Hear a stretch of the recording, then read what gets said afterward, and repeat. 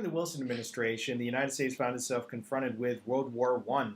We need to understand the main causes of World War I along with the immediate cause before we can move on too far. MAIN is actually an acronym. M stands for militarism. The Europeans had saw their military budgets skyrocket during the early 1900s. A stands for alliances. We can see that there is a series of military alliances that emerged in Europe based on cultural experiences and so forth. Germany with Austria-Hungary, Britain with France, and so on. We'll see the chart in a second. Imperialism was also very important at this time. Imperialism meant that these countries were conflicting with each other. They were competing, just like the spheres of influence in China. We can see that the countries all were out to get their own, and as a result, they were competing with each other, which meant eventually the militaries would be brought into play. And lastly, probably most importantly, is nationalism. A nation is a group of people with a shared cultural identity. They share a language, religion, other characteristics that are important. Now, not every nation has a state. A state is a political border. So sometimes what happens is you have a series of nations living within a state. And this is especially true in the Empire of Austria-Hungary. Austria-Hungary was made up of a number of different nations. Among them are the Bosnians, the Serbians, the Herzegovinians, and the Austrians and the Hungarians themselves. Now what happens is sometimes some of the smaller nations want to have their own state, a nation state. And that's what happens as the immediate cause of this war. Those main causes are all the tensions that are going on in this time period. The immediate cause of World War I is when Archduke Franz Ferdinand of the Austro-Hungarian Empire decided to go to Serbia to celebrate the Austrian Empire. This happened to occur on a day of national celebration, and a group known as the Black Hand attempted to assassinate Ferdinand, successfully carrying it out. A young man named, I believe, Giovanni Principis assassinated Franz Ferdinand, which triggered a chain reaction which brought those alliance systems into play. And what would have normally have been a small incident of an Austro-Hungarian being killed by a Bosnian led to this chain reaction of the different alliances all declaring war, which led to this big worldwide affair in Europe. The United States had typically been an isolationist country in the beginning of the 20th century. It had a policy of imperialism, but that was mainly for the Caribbean islands and the Pacific territories that we had taken. In regards to the European countries, we had followed the policy of the Monroe Doctrine, basically saying the United States would stay in our territory in the Western Hemisphere, and the Europeans should stay over in the East. This allowed us to develop a policy of neutrality when it came time to see World War I begin. Eventually, the United States will side with the Allies, the Triple Entente, the British, in this battle.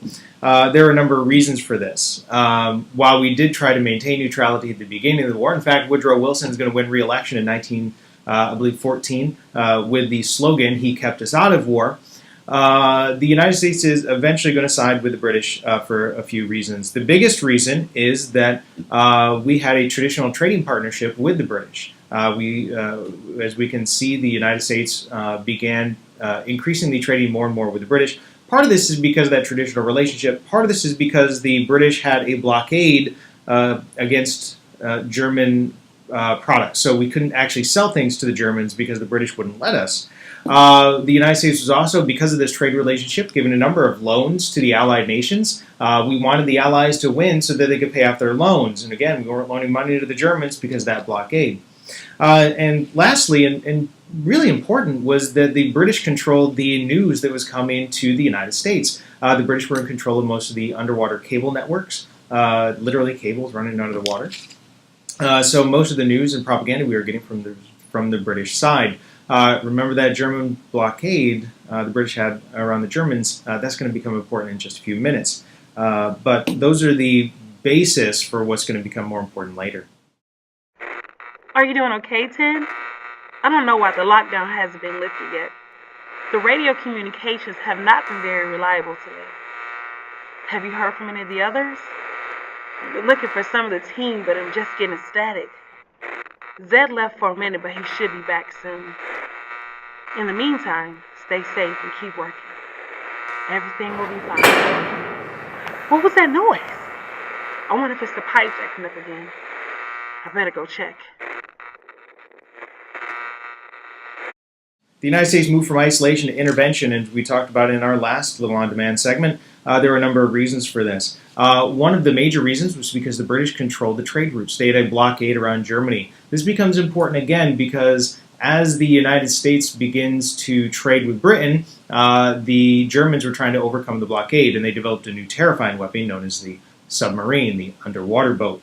The submarine was going to be very important. They followed a policy of unrestricted submarine warfare. They basically blew up any ship within the radius of, it's around coastal Britain. So anything that was getting into Britain would be destroyed by these submarines. A terrifying weapon when there's no radar, really no defense against it.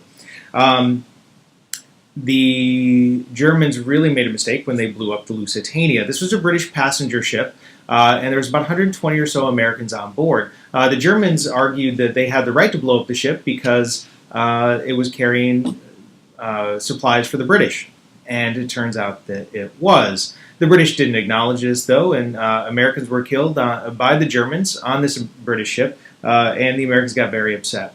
Woodrow Wilson, the president at this time, was able to get some concessions from the Germans to keep us out of war. In fact, he runs for re-election after the Lusitania incident, saying he kept us out of war. However, the Americans were very upset. The unrestricted submarine warfare ended for about a year. It comes back later.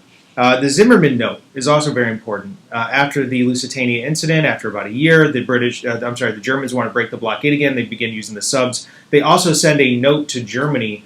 They send a note to Mexico stating that if Mexico attacks the United States, that the Germans will support any Mexican gains that they had. You can see how the Mexican Cession incident in the Mexican War, which was only about 70 years prior to this, was still haunting the Mexican-American relationship. And lastly, Woodrow Wilson did want to get in on the war because he wanted to, quote-unquote, make the world safe for democracy, meaning that he wanted to set up a situation where in the future these wars wouldn't pop up anymore. He wants to be part of the negotiations to end the war. So about 3 years into the war, we actually get into it. Woodrow Wilson had a document called the 14 Points, which were 14 ideas that would prevent a future war from happening again and make the world safe for democracy. So when you add all this stuff up together, the United States gets involved in World War I fairly late in the game. Civil rights issues during World War I are rather interesting. Europe had moved to a system of total war. They were losing millions of men, and they needed everybody in the society on board in order to fight this war effort. The United States, when it enters the war, is going to move to a similar tactic. They wanted unity in this fight against the Central Powers. We joined the Allies, which was Britain and France, essentially, and we wanted to make sure that everybody is on board with fighting with them. This is important because there were about 8 million Americans of German descent living in the United States. There was a fear that they wouldn't be supportive of the United States war effort. So we can see a large amount of propaganda. Propaganda obviously is messaging trying to convince you that the other side is inhuman and should be defeated at all costs. We can see that this was used against the Germans. The derogatory statement Hun was used against them and other ways to dehumanize the Germans so that we would be happy and willing to go fight them. German was no longer allowed to be taught in schools. German music, some of our great composers were no longer allowed to be played. Silly things like German foods were renamed. You couldn't buy sauerkraut, but you could buy victory cabbage. There was no such thing as bratwurst, but there was victory sausage. And there were even lynchings of some Germans if they spoke out against the war, especially Germans that were introducing things like socialism. The government even got involved in this, passing the Sedition Acts. If you spoke out against the war effort, you could be prosecuted. Never mind that First Amendment thing.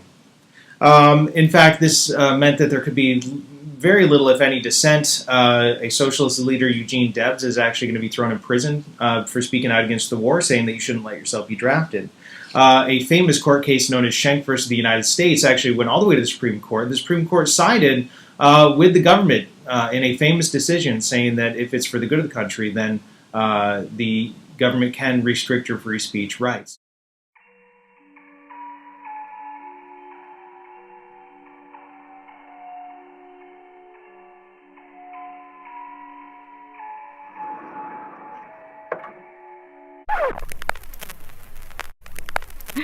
Boo!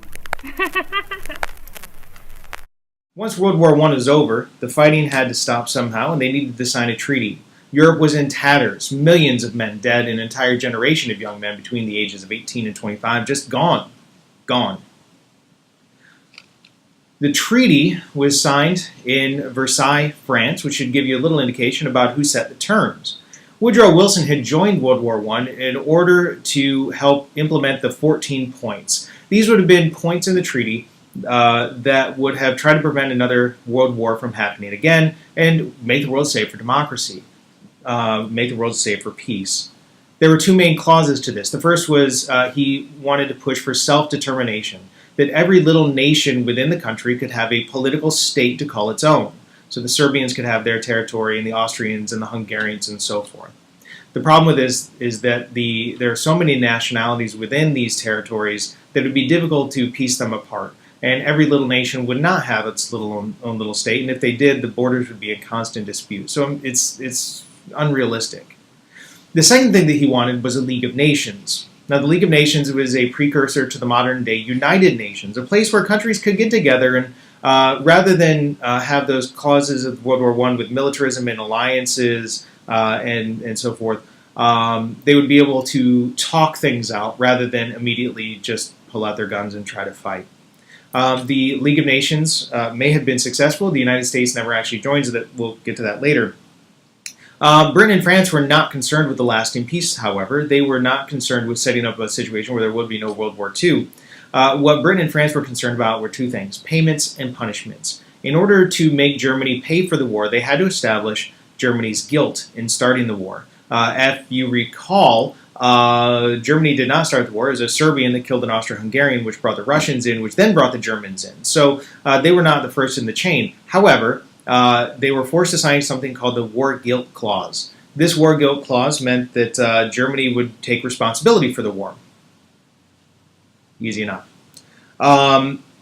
Once they took responsibility, Britain had a massive amount of debt, billions of dollars worth of debt.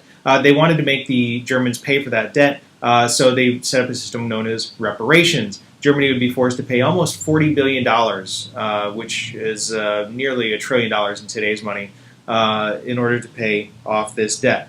And they wanted to punish Germany, so they took away their military, took away their navy, took away all the shipping that they had, took away their most productive coal territory. So Germany really had no way to pay off any of this debt. And this is going to later cause hyperinflation and a couple other massive problems. And really, the end of the war is going to set up the situation where Germany is embarrassed. They have no money. They have a fraction of their territory left, which sets up a situation for Adolf Hitler and the Nazis to rise, leading to World War II. Woodrow Wilson spent a lot of time crafting the Versailles Treaty and implementing the League of Nations within it. But according to the constitutional system of checks and balances, the president is allowed to negotiate treaties, but the Senate has to ratify the treaties, has to sign off on it. Unfortunately for Woodrow Wilson, the Senate was not comfortable with the League of Nations and therefore not the Treaty of Versailles. There are a few reasons for this. First, the Senate was concerned about the notion of collective security, which was the basis of the League of Nations, that if one nation was attacked, all were attacked. Essentially what this means is that the Senate was nervous that the United States might become involved in foreign wars without having a declaration of war from the United States. They were also concerned that these other nations might be able to take away the U.S. sovereignty, that once the United States signed on to this League of Nations, that other countries could essentially control the United States through actions within the League of Nations. So the Senate is going to reject the Treaty of Versailles. And the United States is going to be forced to pass its own peace treaty with the Germans at a later date. Hello, Collector. Wasn't Broadway fun? Well, you and my brother were so sloppy. I can't believe you didn't check for the tracking device I put on your car. Or were you just getting lazy? Now, that's not very fun for me. Oh, but maybe you wanted to have more fun too. Well, I have done some collecting of my own and hidden away some of your friends. I wonder if you dare try to find them. I bet my brother has told you to stay in your safe zone. But where's the fun in that? Well, one way or another, I'll see you soon. Partisan politics is nothing new. This is where both the Republicans and the Democrats try to block the actions of the other. At the end of World War I, Woodrow Wilson, the Democrat, had tried to negotiate for the Treaty of Versailles, and he was the main architect behind the treaty, trying to implement the League of Nations within it. The Senate was controlled by the Republicans, and the Republicans were concerned about the collective security element and the lack of sovereignty. However, there was some politics involved. Woodrow Wilson had refused to take a Republican to France with him to negotiate the treaty, and this upset many of them. And they just didn't like Democrats. So, and vice versa, the Democrats didn't like the Republicans. So Wilson refused to negotiate with the Republicans over the Treaty of Versailles, and he decided to try to take the message to the people. Now, what this means is that Woodrow Wilson got on a train and did a whistle-stop tour, where he stopped at every train station and tried to make the case for the treaty. Unfortunately, about halfway through, Woodrow Wilson suffered from a severe stroke, and he's going to be sick for the rest of his term in office. And the treaty ultimately fails because Wilson was not able to make this case for the treaty. And what we end up having to do is sign a separate peace treaty with the Germans later on. In the 1920 election, the United States seemed to overwhelmingly reject internationalism in favor of isolationism.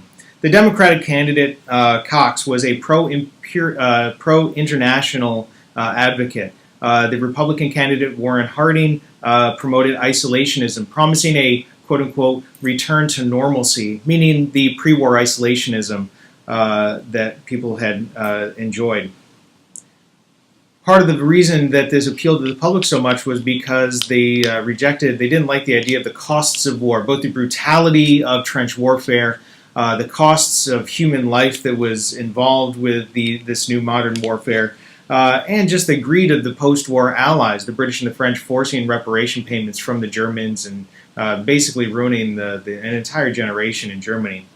The Republicans won in a landslide, and the United States public seemed to reject this idea of internationalism that Wilson had been promoting through the League of Nations.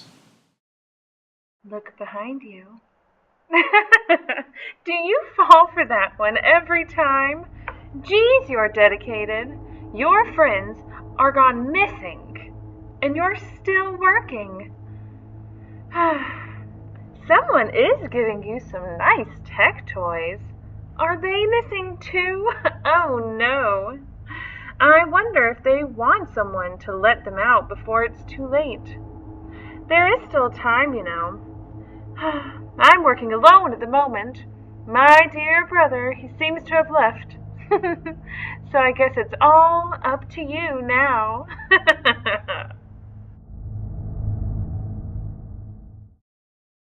While the United States public had rejected the diplomatic internationalism of the League of Nations, they certainly weren't opposed to the economic internationalism that made the United States a world economic power during the 1920s.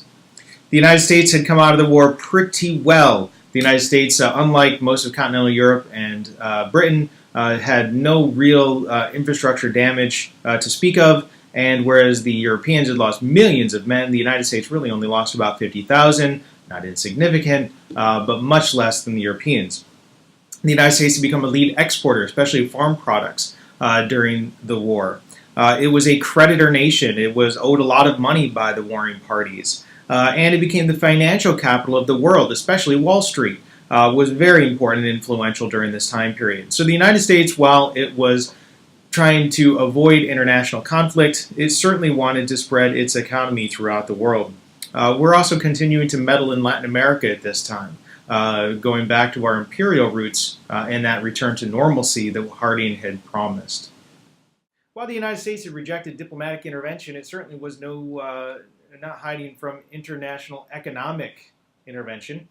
The United States wanted to trade with the rest of the world. However, it had a number of problems. The first was that Britain and France owed them a lot of money, but Britain and France was expecting Germany to pay off its reparation debts in order to pay the United States. The Germans themselves were having a number of problems. Because of the Treaty of Versailles, They really had no way to make any sort of money, so they tried to fix that problem by inflating their currency. And what started off as a little inflation, which would help pay off their debts a little bit easier, turned into hyperinflation, meaning the currency of Germany was really worth nothing. In fact, you can see people making kites and burning it for fuel rather than spending it because it was cheaper to do that. So the German problem becomes an issue. The United States needed to get that money from Britain and France. Britain and France needed the money from Germany. So the United States implemented something known as the Dawes Plan, named after Charles Dawes. The Dawes Plan was that the United States would get bankers in the United States, mostly Wall Street financiers, to loan money to the Germans. The Germans would use that money to pay off Britain and France. Britain and France would then use that money to pay off the American companies that had loaned money to the British and the French. So the Dawes Plan was really this circular system where the American banks would pay the Germans would pay the British and the French, and the British and the French would pay the Americans. The problem is that if any one of those chains falls off, the entire system falls apart, and the world economy could crash, which we're going to see happen in the next standard. What in the world is going on in this bunker? I'm gone for like, what, 10 minutes? I can't find anyone. Hey guys, the coast is clear. Hey. What's going on with this music? Have you seen Gamma? Where's Red? What is that noise upstairs? I'm gonna go check it out. Maybe you're there already. I'll see you in a bit.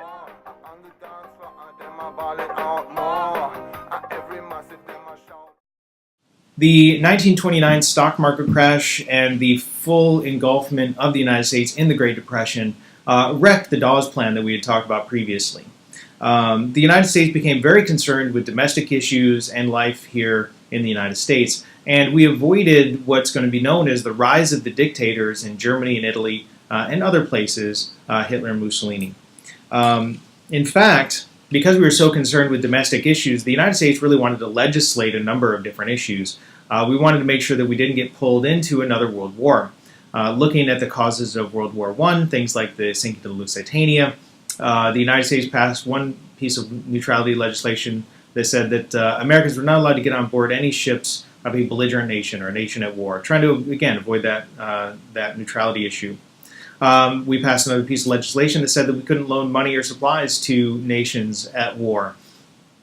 This meant that we would avoid collecting all those loans and debts that led us to pick the Allies as a side. So the United States tried to legislate neutrality in this era, and we really avoided dealing with this rise of the dictators in Europe at a time where we might have been able to limit the amount of problems caused by people like Hitler and Mussolini. Collector, you finally made it to the party! Oh, hey, Ted, there you are. Ha! We're finally all here. Now, brother, you're Collector 10? Is that how many you've lost since me? You're terrible at this spy stuff. 10 then, just found your team, and now we can finish our game. You have some explaining to do and some penance to pay. I'm going to ask you some questions. No. My questions first are no game. How are you still alive, and why are you working for APOC? I saw you taken away. Are you a traitor? Why are you taking this out on my team? Why not just get to me and be done with it? No fun. No. I don't have time for this. They'll notice if I'm alone too much longer. I have to get back. Now, back to our game. Wait, what do you mean alone? Who was driving the car? What are you talking about?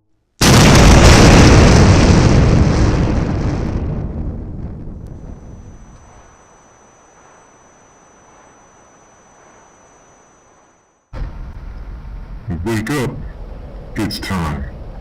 Jefferson told us that for a people who are free and who mean to remain so, a well-organized and armed militia is their best security.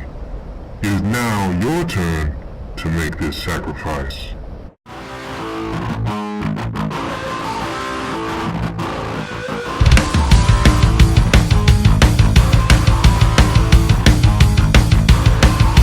walking down the block, I'm in the cityscape, chasing down a break, out here to meet my fate. Every day is new, every day is change. Have to ride the tidal wave as all things rearrange. Stores come and go, stories write themselves. Neighbors lived in heaven, now they're in a living hell. The city has a life that's all its own. That neighborhood was live till it died, dead and gone. This is the city life, this is the place I roam. This is the place where I reside and I just call my home. This is the city life, this is the place I roam. This is the place where I reside and I just call my home. I'm still paying rent for this apartment house. In the past 5 years the neighbors priced me out. Landlord raised my rent, he's grabbing every cent. I'm out here grabbing straws, looking for a place to rest. Now the rent is rising, every place I look, and every landlord that I meet is looking like a crook. They just want my money, don't care if I can eat. They don't care if I sleep out here in the naked street. This is the city life, this is the place I roam. This is the place where I reside and I just call my home.